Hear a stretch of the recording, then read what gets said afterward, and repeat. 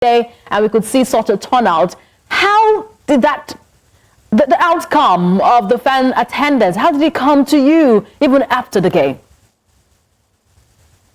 Oh, well, realistically, I think I was there. I also saw for a fact the experience, and interestingly, it's a couple of players who had needed me to help bring their family members to come watch the game with VIP tickets.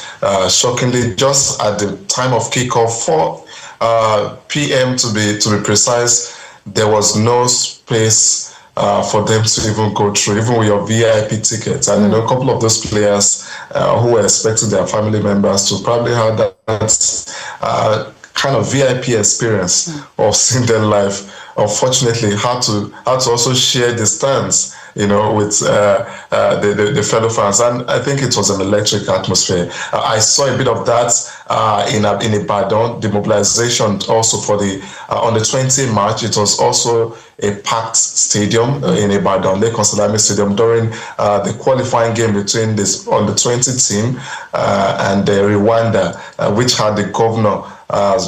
Governor Makinde in attendance, and we had a little sort of excitement. If you remember the game against Cameroon, we had also an impressive turnout, but this definitely was somewhat a surprising hit with fans, turning out in their numbers. And incredible number, over 15,000. The stadium was filled to capacity, and you even see quite a number outside. Still trying to catch a glimpse, still trying to find their way in, still trying to push. There was practically no space for one to stand. I had limited time to even see the game because you could hardly stand conveniently in that stadium to really see the game. And if you are not in a good position, definitely you are out of you are lost for chance to seeing the game properly. But to tell you, it was such an incredible moment for me. I think this is not just incredible, but it's a defining moment for women's football,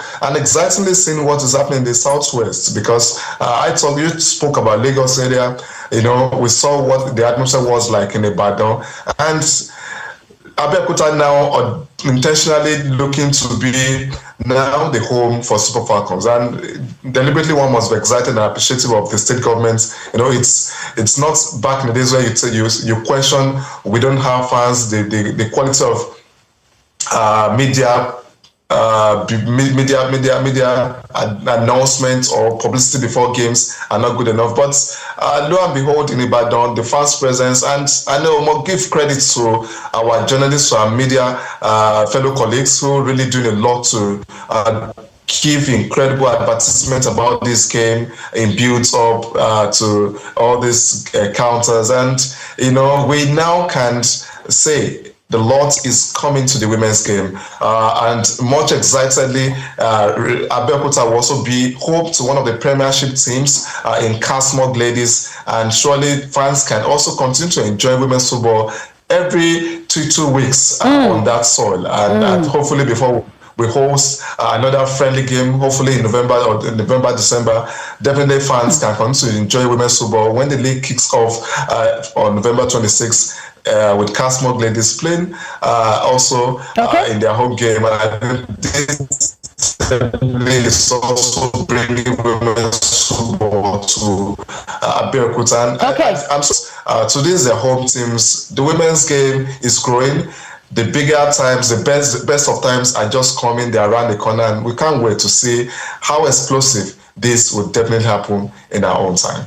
Side, Ogun State is akin to women's football. They hosted the inaugural African Women's Cup of Nations in 1998, and definitely since then they've had their great role in the growth of the women's game. And that is also why it was exciting that the women's Super 6 was brought back to Ogun State in Ikenne, and you're seeing the growing economy in Ogun State in terms of sports. You have a fantastic stadium in Ijebu. We just need some sort of overhauling and improvement on. You have one in Abeokuta, you have in Ikenne, and definitely when you have this stadia, it's more than enough to even host a major championship, an African Women's Cup of Nations. And so why not, after Morocco, with Nigeria considering having the 2028 or 2030 African Women's Cup of Nations? So I think Ogun State has it all. And in terms of transportation, just like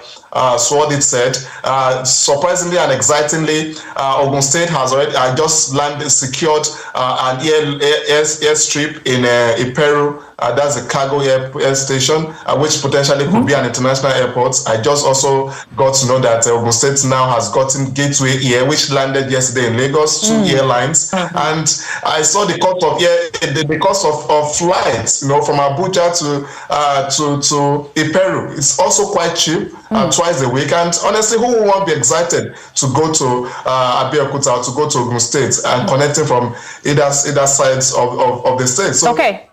I think it's exciting times for women's football. It's exciting times for sports and for football in Nigeria, that we must take advantage of these platforms, this business opportunity, like she rightly mentioned, that we must take advantage of this opportunity and see Abeokuta, not just Abeokuta alone, but potentially the Southwest as now home to women's football. All right, you had the same thoughts with Swor, or you differ? Yeah, absolutely. I think it's a memorable moment, and surely we deliberately looking at how best we could connect with the fans. It has to be deliberate, and it doesn't matter if it's something created by the federation. I think agencies could also liaise with the Nigerian Football Federation and potentially see how best to build commercialization around our game, and also ensuring that opportunities like this are not lost. The fans are always willing to put their money where their joy is, and this is one of the exciting moments that we must take advantage on and potentially make something huge out of it in terms of revenue, in terms of so Sam, I am talking about how the Nigerian Football Federation, I beg your pardon, Sam, I'm talking about how the Nigerian Football Federation welcomed the girls. This is the first time they are playing after the Wafcon in Morocco. Do you think that was enough welcome for the girls?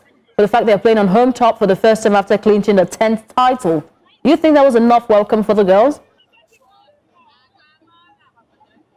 Yeah, I agree totally with what Swor said. I think it wasn't the best. It wasn't the best we could have gotten. Definitely, we could have done better. Notably, especially on the trophy parade. I definitely agree totally with that, because I envisaged that when I got to the stadium, and unfortunately, that not happening definitely was also a minus on everything that was done there. So, but regardless, I also was recommended that even if the federation can't manage this, you could always get collaborations that could ensure that these things can always be handled. It doesn't have to be internally.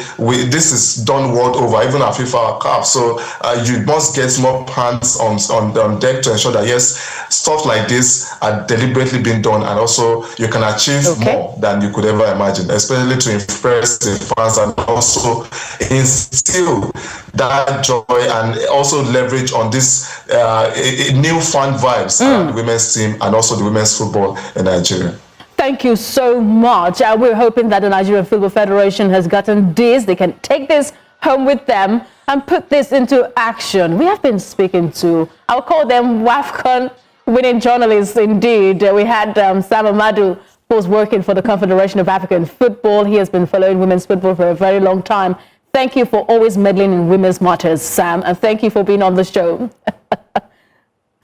And I also want to say a big thank you to Swor Chappelle. She was the energy chief on the stands, the fan stand at the Women's African Cup of Nations.